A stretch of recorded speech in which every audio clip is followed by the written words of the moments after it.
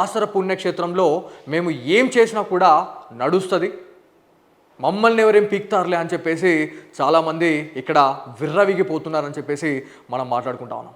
So దీంట్లో ఎవరైతే అక్కడ బాసరకు సంబంధించినటువంటి తాజా మాజీ సర్పంచ్, సో సర్పంచే 10 మందికి మంచి చెప్పాల్సింది.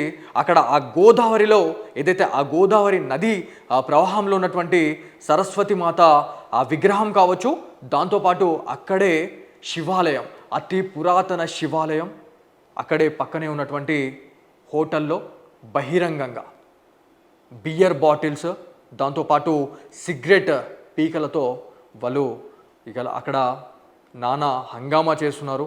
ఎవరైతే అక్కడ వస్తున్నటువంటి భక్తులు ఎవరైతే ఉన్నారో అక్కడ చూసి ఇబ్బంది పడుతున్నారు అని చెప్పినా కూడా మమ్మల్ని ఎవరేం చేస్తారులే, మమ్మల్ని ఎవరేం పీక్తారులే అన్నట్టుగా నిన్న వ్యవహరించడం జరిగింది.